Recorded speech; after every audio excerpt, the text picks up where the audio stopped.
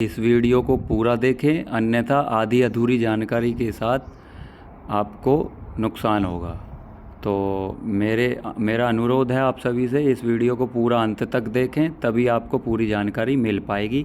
आज हम BS4 engine के बारे में यहाँ पे कुछ आपको बताने जा रहे हैं, जिसमें कुछ विशेष प्रकार के बटन, आपकी डिस्प्ले पे कुछ पैरामीटर्स और एरर कोड, उन सब के बारे में इस वीडियो में आपसे डिस्कस करने वाले हैं, आपको दिखाने वाले हैं।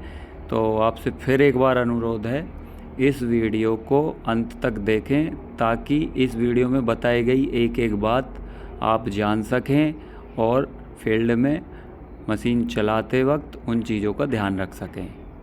तो आइए आज की वीडियो को शुरुआत करते हैं BS4 की इंजन की कुछ बातों के साथ।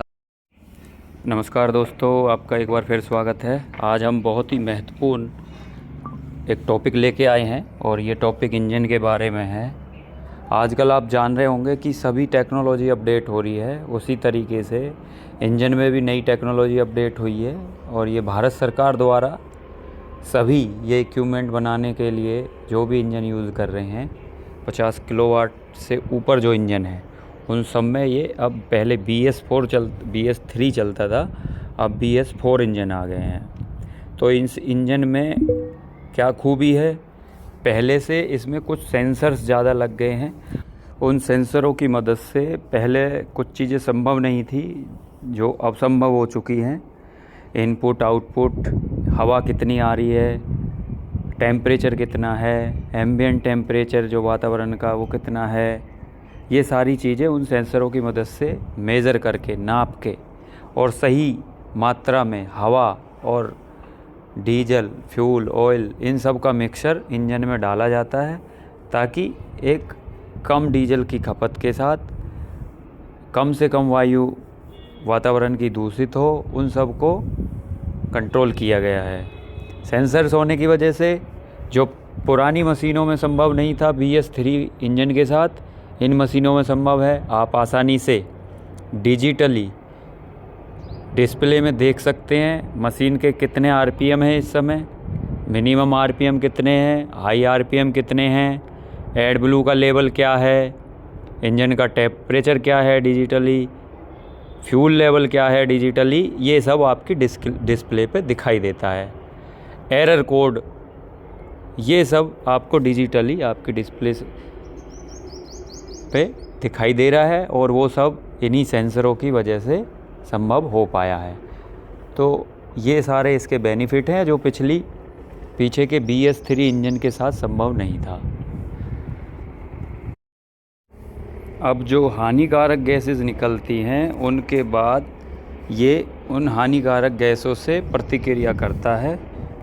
हानिकारक गैसेस निकलती हैं, जब इंजन चलता है तो उसमें से धुआं निकलता है, वो हानिकारक गैसेस होती हैं। उसमें carbon dioxide, sulphur oxide, monoxide आदि के साथ यूरिया रिएक्शन करके, प्रतिक्रिया करके वायु प्रदूषण को कम करता है, जिससे कि आपका प्रदूषण कम से कम हो।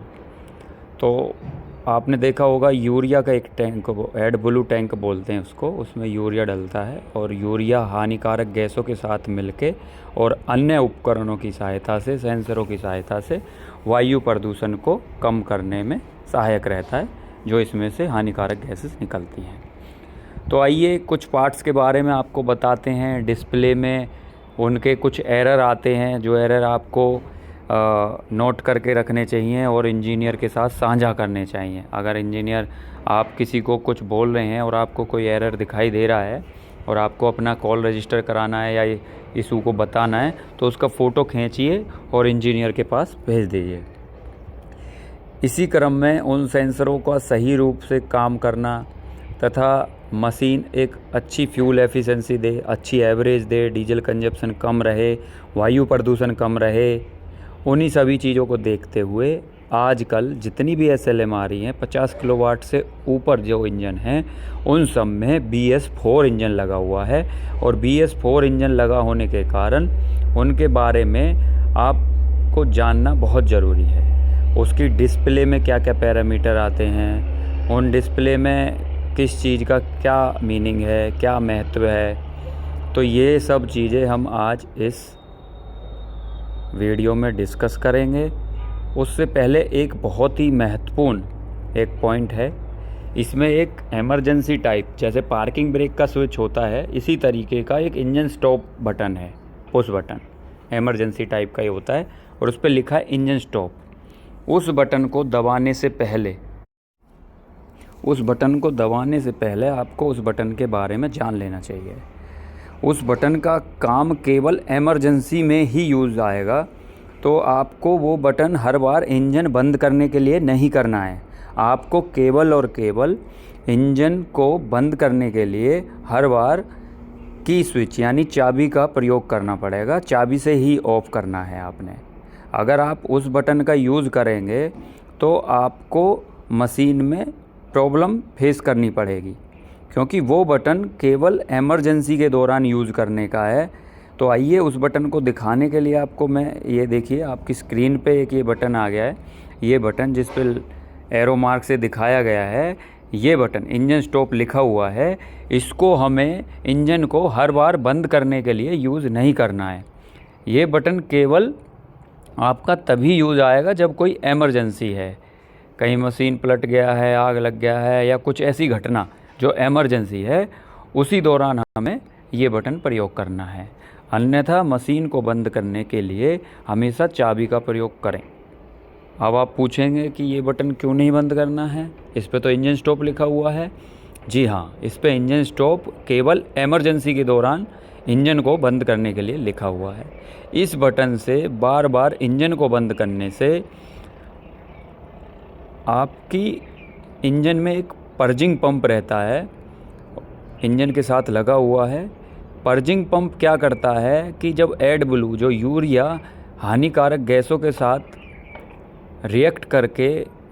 प्रतिक्रिया करके हानिकारक गैसों को ख़त्म करता है, वो यूरिया उसी लाइन में रह जाता है और वहाँ जाके जम जाता है, जो कि इस बटन को ऑन करने पर वहाँ की सप्लाई बंद हो जाती है और पर्जिंग पंप अपना काम करना बंद कर देता है।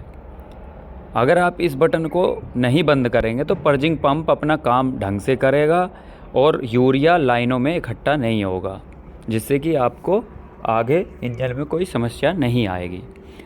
तो आप सब लोगों से यही अनुरोध है, इस बटन को केवल और केवल इमरजेंसी में यूज़ करें। ये किर्लोस्कर के द्वारा हम सभी लोगों को बताया गया है और हमारे द्वारा आप लोगों को बताया जा रहा है। मैं आशा करता हूँ आप इससे कुछ समझे होंगे, सीखे होंगे। ऐसे ही कुछ पैरामीटर्स दिए गए हैं, जैसे ही आप डिस्प्ले पे देखते हैं तो देखिए ये बैक बटन है, ये आप एरो देख रहे हैं, यहाँ लिखा हुआ है बैक बटन, और यहाँ दूसरा एरो देख रहे हो नेक्स्ट बटन है। अगर आपको अंदर जाना है, अंदर HMR चेक करना है, कुछ और पैरामीटर या एरर कोड चेक करना है, तो आपको नेक्स्ट बटन दबाना पड़ेगा। और अगर आपको वापस आना है तो ये बैक बटन दबाना पड़ेगा, जिस पे ESC लिखा हुआ है, ये बैक के लिए है। और आपको इसके अंदर जाना है तो इसके लिए आपको ये नेक्स्ट बटन दबाना पड़ेगा, जिससे आप देख पाएंगे। अभी जैसे आप स्क्रीन पे देख रहे हो RPM दिखा रहा है, इंजन का प्रेशर दिखा रहा है, आपको फ्यूल लेवल दिखा रहा है। तो ये फ्यूल लेवल आप हमेशा याद रखें, 30%, हमेशा 30% ऊपर रखें। जैसे ही 30% आता है इसे इमीडिएटली टॉप अप करें, ताकि आपका एयर लॉकिंग ना आए। आइए वापस पैरामीटर की तरफ आते हैं और पैरामीटर से फिर शुरुआत करते हैं। हमने ये स्क्रीन ओपन होके आ जाएगी डिस्प्ले पे और आप देख पाएंगे डिस्प्ले पे, देखिए इंजन आवर्स लिखा हुआ है, डीजल कंजप्शन पर आवर लिखा हुआ है, ECU वोल्टेज लिखा हुआ है, एड ब्लू लेवल लिखा हुआ है। ये एड ब्लू लेवल भी हमें 100% फिल नहीं करना है, क्योंकि इसमें एक हवा के लिए, एड ब्लू के टैंक में एक हवा के लिए एक होल दिया गया है। अगर आप 100% उसको फिल कर देंगे तो वो ढक जाता है और हवा नहीं ले पाता है। तो इसलिए आप इसको 90% तक ही फिल करें, और नीचे जब ये 30% के लेवल पे आ जाए तो आप इसको एड ब्लू को टॉप अप करें, और एक अच्छी कंपनी का एड ब्लू यूज़ करें। किसी नकली एड ब्लू कंपनी का एड ब्लू यूज़ ना करें। जैसे ही आप इससे नेक्स्ट जाएंगे तो कुछ पैरामीटर्स आपके सामने ओपन होके आएंगे। उसके लिए मैं आपको एक स्क्रीन और दिखा रहा हूँ।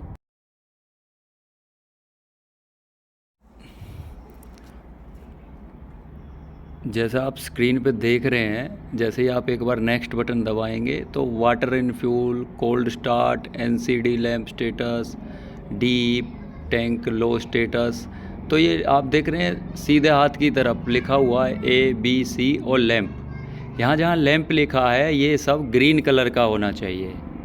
ये ग्रीन कलर का मतलब है सारा सिग्नल ग्रीन है। अब आप मशीन को चलाइए, कोई एरर नहीं है। जैसे ही आप इससे नेक्स्ट जाते हैं तो आप देखेंगे इस तरीके से इंजन फॉल्ट कोड निकल के आएंगे। एक बार और नेक्स्ट चलेंगे तो ये फॉल्ट कोड आपको इंजीनियर को बताना है। यहाँ पे जैसे ही आप इन फॉल्ट कोड में देखेंगे तो इन्हीं कोडों का एरर रहेगा तो कोड आएगा, आपको इंजीनियर के साथ शेयर करना है ताकि जल्द से जल्द उस कोड पे काम किया जा सके और आपका प्रॉब्लम का समाधान किया जा सके। मैं आशा करता हूँ आप समझ गए होंगे, क्योंकि ये इंजन बहुत सेंसिटिव है। बट अगर आपके पास जानकारी है तो कोई इशू नहीं है। हमेशा मेरी बताई हुई बातों का ध्यान रखें और अच्छे से मशीन को ऑपरेट करें। इसमें मशीन में कोई प्रॉब्लम नहीं है, अच्छी फ्यूल एफिशिएंसी है, सेंसर्स लगे हुए हैं। हाँ, अगर कोई वो जैसे मैंने शुरुआत में बताया था उस बटन को बार बार यूज़ करता है तो इसमें चेक किया जा सकता है कि आपने उस बटन को कितनी बार यूज़ किया है। तो कोई ये नहीं सोचे कि हम लोगों को कैसे पता लगेगा कि ये बटन यूज़ किया है या नहीं किया गया है। हम इस बटन का यूजेस देख सकते हैं, कितनी बार आप लोगों ने वो लाल वाले इंजन स्टॉप बटन का यूज़ किया है।